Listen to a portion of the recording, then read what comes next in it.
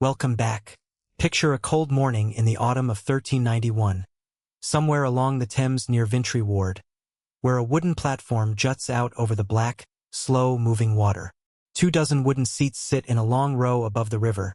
separated only by low partitions, steam rising faintly from the gaps as Londoners settle in side by side to start their day,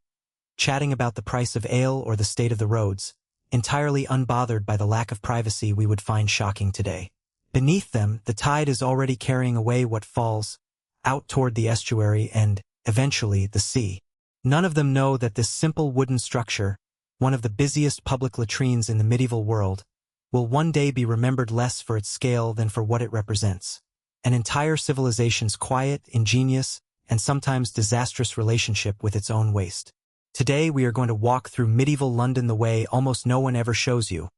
Not through its cathedrals or its kings,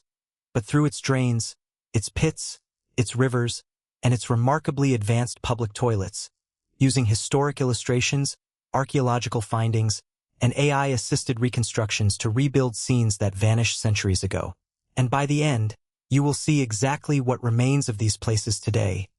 hidden in plain sight beneath modern London streets. To understand how London solved, and often failed to solve, the problem of human waste, you have to go back to a much smaller settlement than the one we imagine when we picture the medieval city. In the centuries after Roman Londinium was abandoned, the population that resettled the area lived in modest timber houses clustered along muddy lanes, with no organized drainage at all. Waste went into shallow pits dug behind homes, or simply out into the street, where rain and foot traffic were left to do the work that sewers would later perform. The Thames, wide and tidal, was both blessing and convenience, a natural flushing mechanism that the earliest Londoners exploited instinctively long before anyone understood the science of why it worked. Early trade along the river brought grain, wool, and timber into a growing port town, and with growing trade came growing population, and with growing population came a growing, deeply unglamorous problem that no one at the time could have imagined would one day define an entire field of archaeological study. The people digging those first crude pits in the 9th and 10th centuries had no idea that their descendants would build a city of tens of thousands crowded onto the same patch of riverbank, nor that the humble cesspit beside their door was the ancestor of a system that would eventually rival anything else in medieval Europe. By the 14th century, London had grown into one of the largest and most technically sophisticated cities in Christendom, and nowhere was that sophistication more surprising than in its approach to sanitation. The city's population had swollen to somewhere between 40 and 80,000 people packed inside and around the old Roman wall, and with that density came genuine innovation. Wealthier homes built private garderobes, small stone or timber closets projecting outward from upper floors, often directly over a ditch, a lane, or the river itself, so that waste simply dropped straight down and away from the house. Some of these garderobes were carved with remarkable care, their seats smoothed from limestone or oak, their shafts lined with stone to prevent collapse, dropping 10, 20, sometimes 30 feet down outer walls into cesspits below. The grandest public project of all, and the one still spoken of with something like awe by historians of urban engineering, was Whittington's Longhouse, funded in the early 15th century by the wealthy merchant and multiple-time Lord Mayor Richard Whittington, the same man later mythologized in the pantomime tale of Dick Whittington and his cat. His public latrine, built on pilings over the Thames near Vintry, contained 2 long rows of 64 seats each, 1 row for men and 1 for women, 128 seats in total, making it very likely the largest public toilet operating anywhere in the world at that time. It was flushed twice daily by the natural rise and fall of the tide, an elegant solution requiring no pumps, no fuel, and no ongoing labor beyond occasional maintenance, and it served the poorer residents of the ward who had no private garderobe of their own. Even a project this impressive was never finished in the way we imagine finished buildings today. Records show repeated repairs to the pilings, complaints about smell during low tide when the flushing mechanism paused, and ongoing disputes over funding for upkeep, because a public facility used by thousands of people every single day, sitting exposed to weather, tide, and time, was never a static monument. It was a living piece of infrastructure,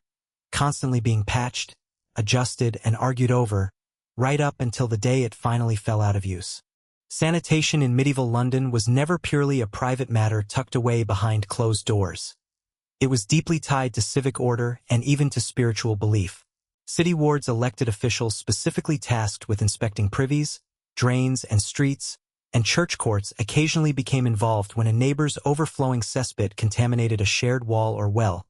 treating the dispute as both a practical nuisance and a moral failing,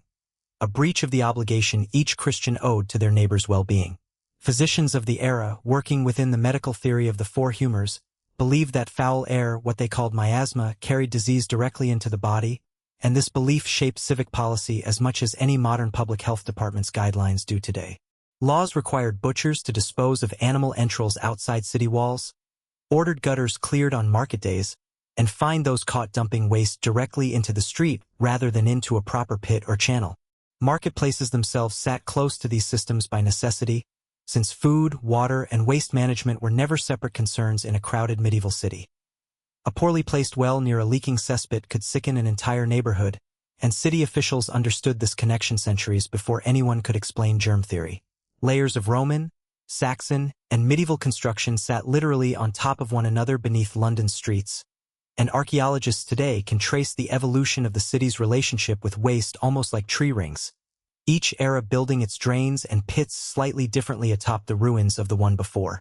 Walking through an ordinary London street in the 1300s meant navigating a landscape shaped constantly by these realities. Kitchen waste, ash, and yes, human waste too often ended up in the central gutter running down the middle of narrow streets, waiting for rain or for the paid laborers known as rakers to sweep it toward the Thames or a nearby stream. The city employed men called gong farmers, whose entire profession involved emptying cesspits at night,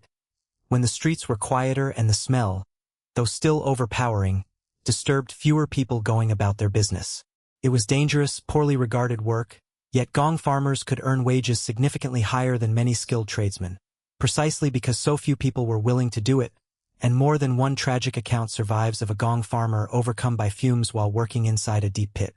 Ordinary Londoners lived remarkably close to all of this, sharing tenement buildings where a single privy might serve a dozen households, haggling over eel pies and bread at crowded market stalls just yards from open drains, and children played in streets that smelled nothing like the sanitized cobblestone charm we imagine in period films. And yet daily life was full and vivid despite, or perhaps because of, this constant negotiation with filth.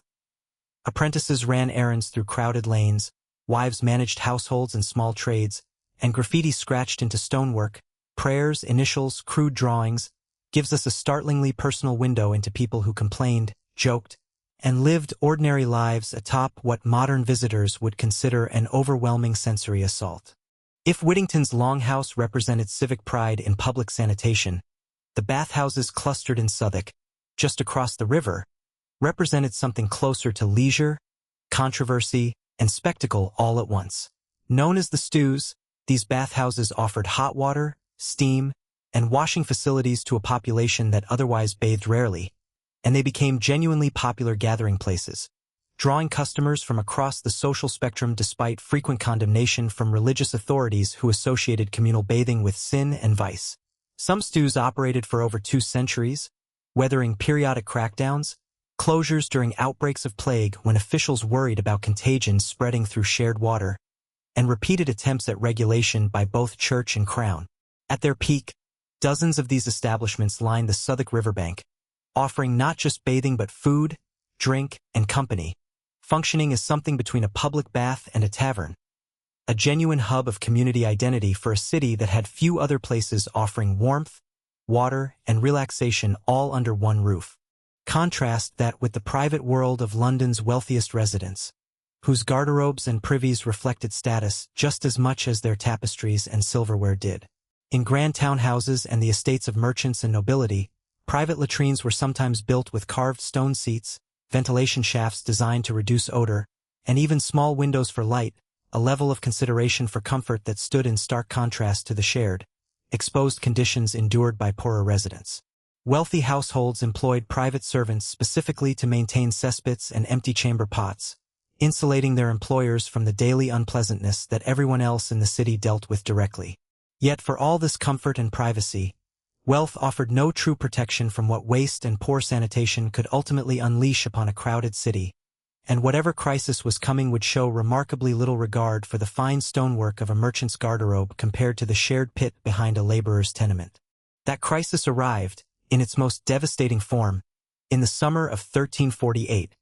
when the Black Death reached London's crowded streets. Contemporary accounts describe a city already straining under poor drainage, overcrowded tenements, and waste-choked waterways, conditions modern epidemiologists now understand created ideal circumstances for disease to spread rapidly among both the human population and the rats and fleas that carried it. At the time, physicians believed the plague traveled through miasma, the same foul air theory that shaped ordinary sanitation policy, and city officials responded by intensifying efforts to clear streets and gutters, unaware that the true mechanism of transmission lay in flea bites and, in some cases, airborne droplets from person to person, not in the smell itself. Within roughly 18 months, historians estimate that London lost somewhere between a third and half of its population, a staggering, almost incomprehensible loss unfolding street by street, parish by parish, as burial grounds filled faster than they could be dug. What people at the time interpreted as divine punishment or an imbalance of bodily humors was, in reality, a bacterial pandemic moving through a densely packed urban environment whose sanitation systems, advanced as they were for the era, could never have been sufficient to stop something spreading through entirely different pathways than anyone understood. The plague would return in smaller waves for centuries afterward, each outbreak prompting renewed, sometimes frantic efforts to clean streets, close bathhouses, and regulate waste disposal, even though the underlying cause remained genuinely mysterious to everyone living through it. In the centuries following the worst plague years, many of London's medieval sanitation systems slowly fell into disrepair, decline, or outright abandonment as the city's population and priorities shifted. Whittington's Longhouse itself was eventually destroyed, and by the 17th century the Great Fire of London reshaped the city so thoroughly that much of the medieval waste infrastructure was buried,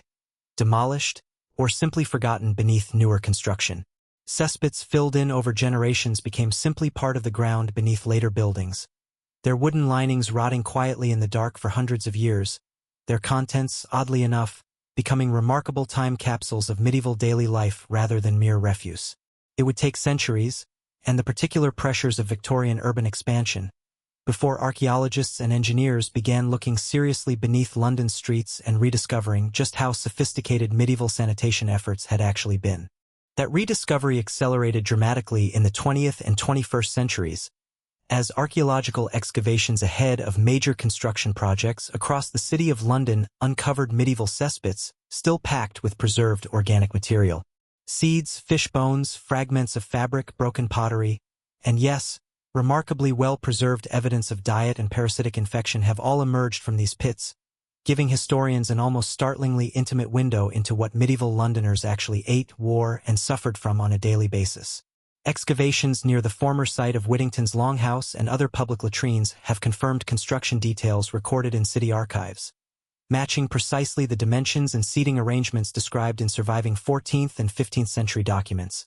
A genuinely thrilling moment for researchers when physical evidence lines up so closely with written record. What surprised many archaeologists most was not the presence of waste itself, which was expected, but the sheer engineering sophistication on display. Carefully angled shafts, tidal flushing systems, and maintenance patterns showing a level of civic planning far more advanced than popular imagination typically credits to the so-called Dark Ages. It is worth pausing here, briefly, to remember that everything we have walked through today was once someone's actual life. The merchants haggling in Southwark, the gong farmers working through the night, the frightened families watching plague spread through their parish, the wealthy homeowner proud of a private garderobe. All of them were real people navigating real, unglamorous problems with remarkable ingenuity and resilience. What survives beneath London's streets today is not simply ancient sewage, but evidence of an entire community's quiet determination to live decently, together, in one of the most crowded cities medieval Europe ever produced. If you walk through the city of London today, you will find almost nothing above ground to suggest any of this ever existed. The site of Whittington's Longhouse now sits beneath modern buildings near Bell Wharf Lane, marked only by a small plaque that most passers-by never notice, though archaeological reports and city records preserve its dimensions and history in remarkable detail. Southwark's bathhouses have long since vanished beneath pubs, offices, and residential streets, though the area still carries faint echoes of its riverside leisure history in place names and the occasional excavated foundation. The Museum of London holds an extraordinary collection of objects recovered from medieval cesspits across the city, from leather shoes to wooden bowls to delicate personal items, each one pulled from what was once considered simple refuse and now displayed as genuine historical treasure. Beneath modern pavement, construction crews still occasionally break into medieval cesspit linings during utility work, prompting emergency archaeological surveys that add yet more detail to our understanding of how this city managed, adapted, and occasionally failed at the basic, universal challenge of living closely together. Standing on a busy London street today, surrounded by glass towers and modern plumbing we rarely think twice about, it is worth remembering that beneath your feet lie centuries of quiet, determined engineering that made a city of tens of thousands possible at all.